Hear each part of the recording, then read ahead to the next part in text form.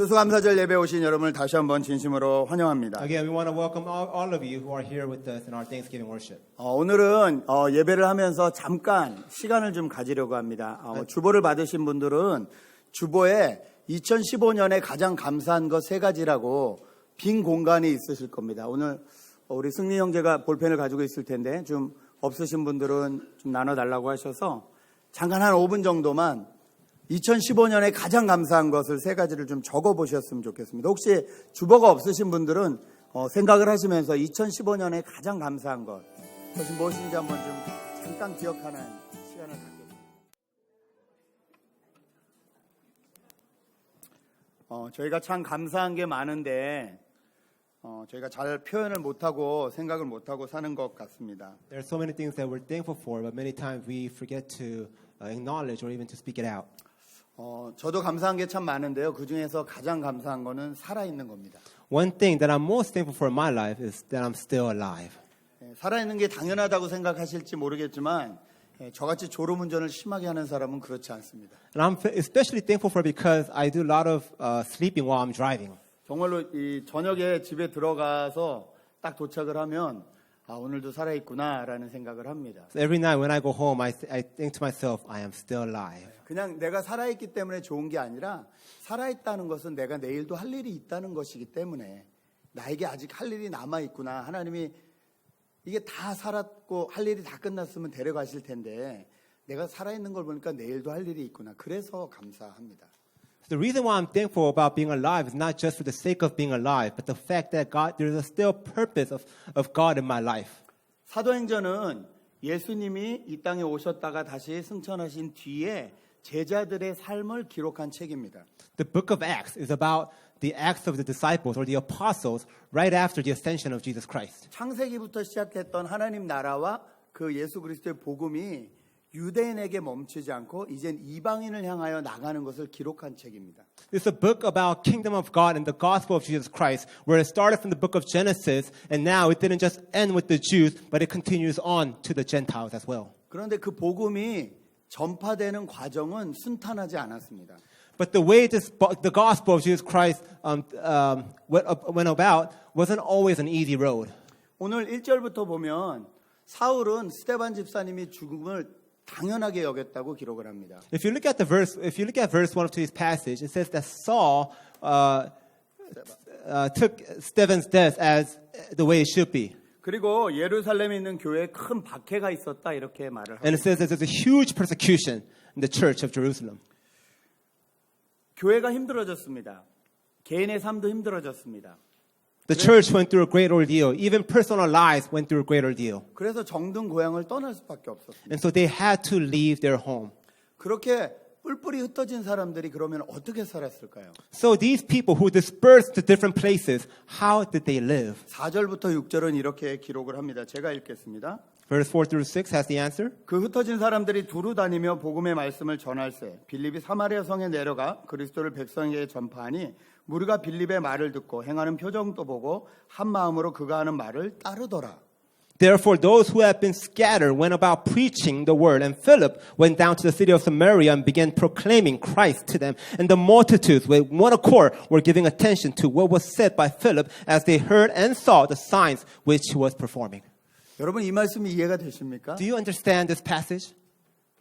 예수를 믿다가 잡혀 죽게 생겼어서 도망가는 길입니다. These people who are believers of Christ, because of Christ, they were being persecuted and now being put to death and they had to run away. 그럼 도망가면 숨어 지내야 됩니다. Usually when you run away, you have to live in hiding. 그런데 그 사람은 도망간 그곳에서도 복음을 전합니다. But the disciples, even after they ran away, they're still proclaiming the gospel. 더 웃긴 건 빌립 집사님이 간 곳은 사마리아입니다.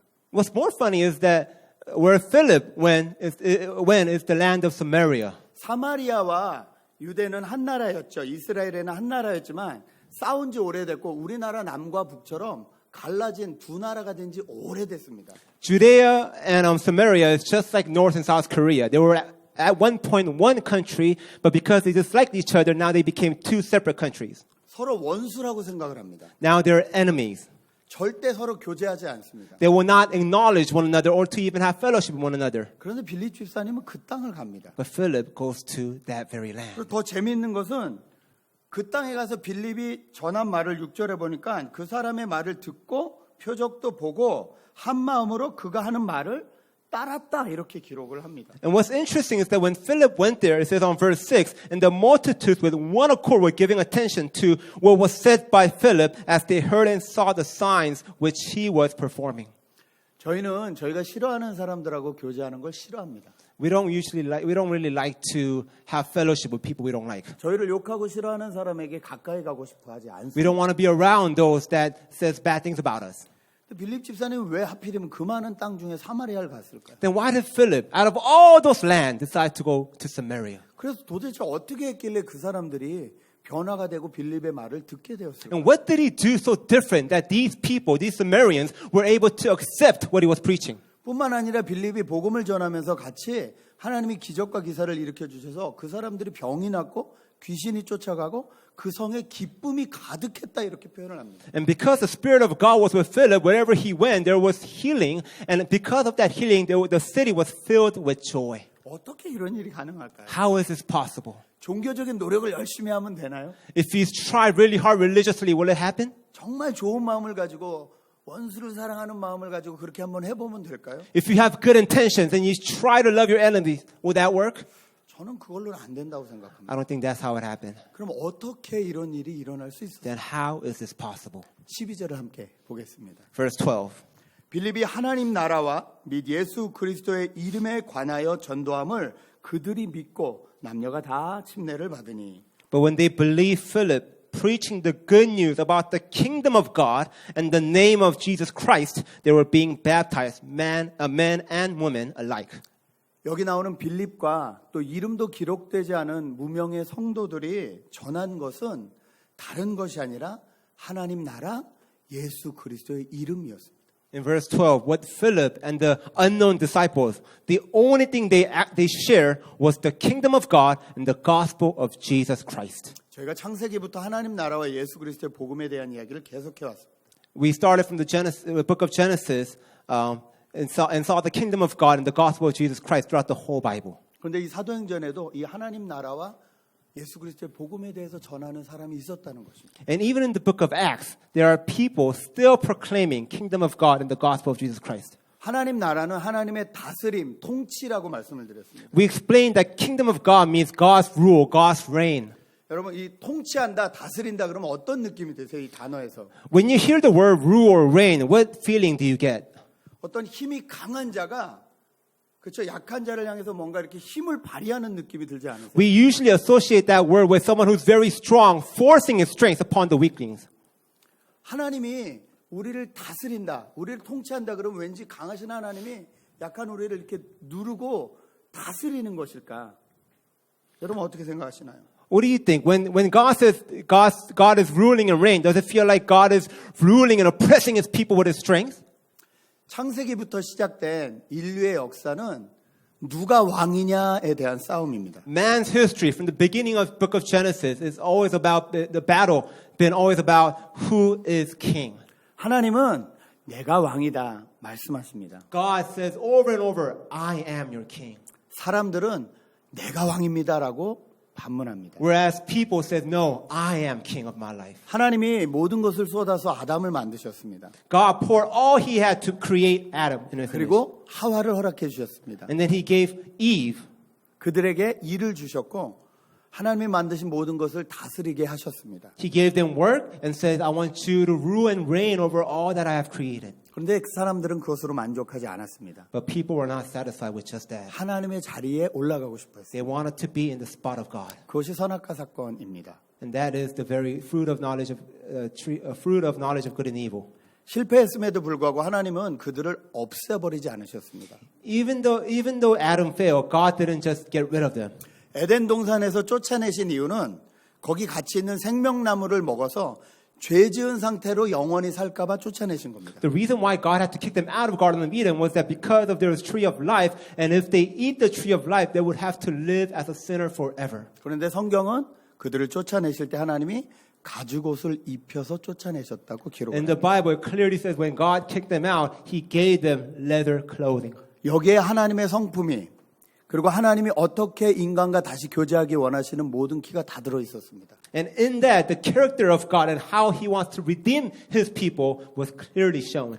가죽옷을 입었다는 것은 어떤 가축이 어떤 짐승이 죽었다는 것입니다. The fact that they were clothed with leather means that an animal had to die to make that leather.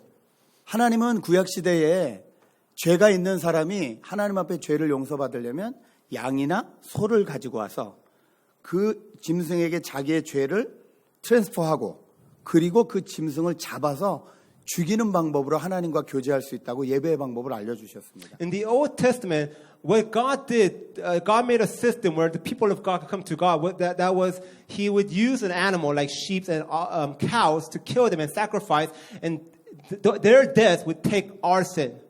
죄를 용서하는 것은 그냥 되는 것이 아님을 알려주셨습니다. God was showing that getting rid of sin was not, it didn't just happen. 그래서 그 방법으로 구약의 예배를 받으셨고 아담이 실패했고 또 구약에 나오는 많은 개인들이 실패했을 땐 이스라엘이라는 나라를 세우셨습니다. And so God chose that message for him to receive glory. And starting from Adam, and He would pick each individual, and He would make a nation called Israel. 그런데 그 이스라엘도 하나님 앞에 또 실패합니다. And even now, Israel falls. 그러자 이제는 하나님이 안 되겠다 싶어서 직접 몸을 입고 인간의 세계에 들어오십니다. And so now we come to the New Testament where God says, this is not going to work. So I will go down to my creation as a man. 그분을 우리는 예수 그리스도라고 부릅니다. And we call Him Jesus Christ. 자, 이렇게 하나님, 예수 그리스도가 직접 오셨으면 다스리는 방법으로는 그들을 다 없애든지 그들을 다 회개시키든지 힘으로 얼마든지 누르는 방법이 있으셨습니다. So if Jesus comes, if this God comes in a human form, then His rule, His reign should be some type of rule where He oppresses people to make sure they repent and follow God. 그런데 예수 그리스도는 어떻게 하셨습니까? But what did Jesus do? 그분은 자기 몸을 각을 뜨시고 찢으시고 자기 피를 흘려서 우리를 위해서 대신 희생의 제물이 되어 주셨습니다. He sacrificed Himself. He bled so that He may take our sins. 이것이 하나님이 죄 지은 우리를 다스리시는 방법이었습니다. And this is the way God rules and reigns over us. 이것이 하나님 나라입니다. This is the kingdom of God. 여러분, 사람은 힘으로 누른다고 변화되지 않습니다. See, people are not changed by oppression. 잔소리한다고도 변화되지 않습니다. People don't change by nagging. 아무리 벌을 줘도 아무리 무서운 협박을 해도 그 마음속의 변화를 일으킬 수 없습니다. You could punish them all you want. You could threaten them all you want. But the very core being will not change. 사람이 변할 때 유일한 방법은 사랑받고 있음을 깨달을 때입니다. When people change is when they realize that they are being loved. 그 사랑이 얼마나 큰 사랑인지 그 사람이 얼마나 희생적인 사랑인지를 깨닫게 될 때 비로소 그때 사람은 변화되게 됩니다. When they realize how big this love is, how sacrificial this love is, they begin to change. 하나님이 이 땅 가운데 하나님의 나라를 일으키시는 방법은 그것이었습니다. And this is how God shows the kingdom of God upon this earth. 그 사랑을 경험한 빌립과 많은 성도님들은 스스로 그 복음을 전하지 않을 수 없게 된 것입니다. And Philip and all the disciples, because they understood about this love, because they experienced this love, they could not keep their mouths shut. 예수님은 우리를 사랑하시면서 힘들다고 생각하셨을까요? Do you think as Jesus was loving us, He took it upon Himself as a burden? 여러분, 누구를 사랑해 보신 적이 있으시죠? I'm sure you have loved before. 힘드시든가요? Is it burdensome? 그 사람을 위해서 시간을 쓰고 그 사람을 위해서 물질을 쓰고 그 과정이 힘드시던가요? When you spend time, when you spend your resources upon on that person, does it feel like hard labor? 그게 힘드시면 그건 사랑 아닙니다. If it does feel like a hard labor, then that is not love. 저도 생각해 보니까 그런 시간들이 많았는데 엄마가 열심히 집에서 밥을 합니다. 뭐 맛있는 거 해주려고 뭐 1시간, 2시간 걸려서 열심히 밥을 합니다. I experienced this in my life too. I see my mom cooking for me like 1 hour, 2 hours to make sure that I eat something proper. 그리고 아이들이 딱 들어오거나 남편이 딱 들어오면 식사하세요, 밥 먹자 이렇게 합니다. And so the mom goes, "Oh, come in, let's eat." 그럼 애들은 뭐라고 합니까? What does the kid say? 나 친구랑 인해나온 먹고 왔는데. I already had it now with my friends. 그럼 맥이 쭉 빠지죠. Then the 그러면- mom, she loses all her strength. 그리고 두 번 다시 밥 안 하고 싶을 것 같죠. And you feel like the mom would never want to cook again. 그런데 엄마는 그 다음날 또 밥을 합니다. But the mom, the very next day, cooks again for the family. 엄마는 사랑하는 그 아이를 위해서 밥하는 그 시간이 고통이 아닙니다. For moms, that time of cooking meal for her family is not a time of suffering. 예, 힘듭니다. Yes, it is 어렵습니다. hard, 그러나 기쁨입니다. but there is joy in it. 이 사랑을 먹고 자란 사람들이 사랑을 할 수 있습니다. The people who receive this love can grow up and also love as well. 이 사랑을 경험하고 자란 사람들은 정말 마음속에서부터 우러나오는 감사가 있습니다. People who experience this kind of love, in the very innermost being, there is thanksgiving. 그때의 감사는 내가 뭔가를 받았기 때문에 내가 뭔가를 얻었기 때문에 갖는 감사와는 다릅니다. It is not a thanksgiving where you feel because you receive something. 우리는 누가 선물을 주거나 아니면 눈에 보이는 어떤 것들을 해줄 때 감사하다는 느낌이 있죠.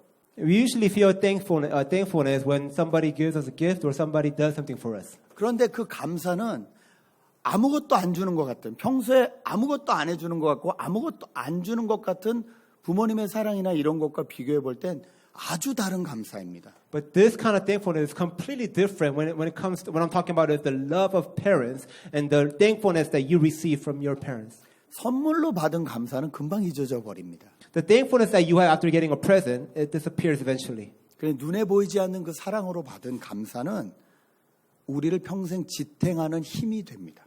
But the love that you receive, although it may be unseen, that very love will strengthen your life. 빌립과 여기 계시는 성도님들은 그 감사를 알고 있던 사람들이었습니다. Philip and all the disciples in the book of Acts, they understood about this thankfulness. 그래서 어디 가든지 간에 그 감사를 전할 수 있었습니다. And that's why wherever they went, they were able to share this thankfulness. 예수님이 우리의 잘못과 우리의 모든 죄를 다 뒤집어 쓰시고 그 자기 몸을 찢으시고 피를 흘리시면서 내가 너를 사랑한다. 이 말씀 앞에 진정으로 우러나는 감사가 무엇인지 경험한 사람들이 그리스도인들입니다. Being a Christian means that you understand what Jesus went through. He took all of our sin, all of our burden upon himself, and he ripped his body apart and he bled for you. And once you understand that, you say, when God did all that, and he says, I love you, that's why I did it. From that point, the true thanksgiving comes out. 여러분 진짜 이 죄책감, 죄를 지은 다음에 느끼는 이 감정을 가져본 사람들은요. 이 죄가 사해진다는 것, 죄가 없어진다는 것이 얼마나 감사한 일인지 알게 됩니다. The people who experience guilt because of sin, to have someone pardon that sin, it is a tremendous feeling. 저희는 다 이렇게 차려입고 있으면 다 괜찮은 사람 같습니다. If we all fix ourselves up, we look pretty good. 또 그런 괜찮은 사람이 되려고 어떤 이 자리에도 올라가고 싶어 하고요. 또 뭐 부자가 되거나 유명한 사람이 되거나 뭐 이렇게 되고 싶은 이유가 내가 괜찮은 사람임을 나타내고 싶어서인 경우가 많습니다. And for most people, if not for all mankind, to show that we are an okay human being, we want to succeed and be in a certain position to show ourselves as being an okay person. 우리의 직업이 괜찮으면, 우리의 이 모습이 괜찮으면, 우리가 가지고 있는 것들이 괜찮으면 우리는 괜찮은 사람일까요? If you have a great job title, if you make a lot of money, if you have a lot of materials, does that make you an okay person? 이 비즈니스를 크게 하시는 기업에 있는 사람들, 사장이나 이사들에게 이메일을 보냈답니다. Someone sent an email to all the CEOs and the big companies. 나는 네 비밀을 알고 있다. I know your secret. 내가 네 이메일을 다 해킹했다. I hacked all your emails. 조용히 해결하고 싶으면 이쪽으로 돈을 보내라. If you want to quietly handle this, send money to this account. 수많은 사람들이 돈을 보냈답니다. Many CEOs actually did send money. 그 사람들이 겉으로 보기 멀쩡합니다. See, outwardly, that looks just fine. 그런데 마귀는 항상 우리를 공격합니다. But Satan always attacks us inwardly. 네가 정말 그 위치에 앉을 만한 사람이냐? Are you really a noble person for you to be even sitting in that position? 네가 정말 네 친구들이 알고 있는 그런 사람이니? Are you really that someone that your friends think you? 네가 혼자 있을 때도 정말 그렇게 마음이 착하고 그렇게 나이스하고 그렇게 좋은 사람이니? Even when you're alone, are you still nice? 정말 친구들이 네 진짜의 모습을 알게 되면 넌 어떻게 될까? What if your friends found out the real you? What would happen? 계속 공격합니다. And that's how Satan always attacks us. 그럴 때 내 이런 모습을 내가 너무 잘 알고 내 이런 모습이 너무 부끄럽지만 이 모습을 위해서 내 예수 그리스도가 나를 위해서 죽어주셨다고 고백할 수 있는 사람, 그 사람이 복된 사람입니다. And in that moment, if you can say, yes, I am messed up. Yes, I am full of sin. But Jesus took me as I am and He loved me. If you can say that, then you are truly blessed. 여러분, 이 죄사함의 축복을 받아본 사람은요, 진짜 마음 깊은 곳에서부터 우러나오는 감사가 뭔지 알게 됩니다. If you experience God's grace of pardoning your sin, then from your innermost being, true thanksgiving rises up. 그 감사를 경험한 사람은요, 인생의 어려운 길 가운데서도 하나님을 잃어버리지 않습니다. And those people that experience that thankfulness, even in the hard moments of your life, you will never let go of God. 빌립과 초대교회 성도들은 이 사랑과 이 감사를 알고 있었습니다. Philip and the members of the church in the book of Acts, they understood this very hard. 그래서 가는 곳마다 다시 예수님에 대해서 소개할 수 있고 하나님 나라에 대해서 말할 수 있었습니다. That is why everywhere they went, they proclaimed the gospel of Jesus Christ and the kingdom of God. 올 한 해도 참 많은 일들이 있으셨을 것입니다. I'm sure a lot of things happened this year. 저희가 원했던 일보다 원치 않았던 일들이 더 많으셨을 겁니다. And for most of us, if not all of us, you experienced more things you didn't want than what you wanted. 우리에게 일어난 일이 어떤 일이든지 그것과 상관없이 우리가 감사할 수 있는 이유가 있습니다. No matter what goes on in your life, there's a reason why we can be thankful. 하나님 나라가 예수 그리스도의 복음이 우리와 함께 있기 때문입니다. And the reason is because the kingdom of God and the gospel of Jesus Christ is in us. 여러분, 이것이 여러분에게 감사가 되십니까? Is this the reason of your thankfulness? 지난주에 신방을 갔는데 우리 한 권사님이 감사를 하시더라고요. Last week, I made a house visit, and one of our members, she was sharing what she was thankful about. 감사할 조건이 별로 없습니다. If you look at her life, there isn't really much to be thankful for. 10분만 늦었으면 남편이 돌아가실 뻔했어요. If she was 10 minutes late, her husband might have passed away. 이멀전시 상황이라서 지금 치료를 받고 있지만 또 며칠이 지나시면 또 나오셔야 돼요. So because it was an emergency situation, he's right now in an emergency room, but in a couple of days he will come out. 여러 가지 이유로 인해서 계속 치료를 받지 못하세요. For whatever reasons, he can't continue on with the treatment. 그런데 제가 신방 가서 처음부터 끝까지 들은 소리는 감사하다였습니다. But when I went to go visit them, the thing that I heard the most from beginning to end was, I am thankful, I am thankful. 저는 그 고통 가운데, 고난 가운데 감사할 수 있는 그 믿음이 진짜 믿음이라는 것을 다시 한번 배웠습니다. And what I learned was that for someone to be able to say, be thankful in a situation like that is a true mark of faith. 저희 교회 집사님도 한번 투석을 시작하셨습니다. One of our members also started with their dialysis. 하루에 6시간씩 일주일에 3번이나 해야 됩니다. It's 3 days a week, every time 6 hours a day. 제가 신방을 갔을 때 저에게 이 말씀을 하시더라고요. And when I went to go visit her, this is what she said to me. 제가 너무 바쁘게 사니까 꼼짝없이 기도하고 성경 읽으라고 그것도 일주일에 3번이나 그것도 6시간씩이나 하나님을 만날 시간을 주셨습니다. And she said, because I've lived such a busy life, God is now actually giving me time and chance to seek after Him in prayer and in word. Not just once a day, but 3 times a week for 6 hours each time. 여러분, 저희 인생을 통해서 진짜 감사가 흘러나갈 수만 있다면 우리에게 주어진 고난조차 축복이 됩니다. If you can truly be thankful for everything in your life, then even the hard stuff in your life, even the suffering that you go through can be a blessing. 이 땅에서 편안한 것만 찾다가 아무런 쓰임도 받지 못하고 그냥 그렇게 가는 것보단 이 땅에서 조금 힘들다 할지라도 그 고통을 통해서 더 좋은 것들을 누리는 인생이 더 행복한 인생입니다. A mark of a true joyful life is a life where, yes, you might go through some hard stuff in your life, but through that you receive much more of God's grace than a comfortable life where God doesn't use you at all. 생각해 보십시오. 예뻐지려고만 해도 고통이 따릅니다. Think about it. Just to be beautiful, just to be pretty, there's some pain follows with it. 예뻐지려고 얼마나 다이어트 하느라 노력합니까? You have to suffer by dieting if you want to be pretty. 멋있어지려고 이 근육 키우려고 얼마나 먹는 걸 절제하며 그 근육의 고통을 아프며 참습니까?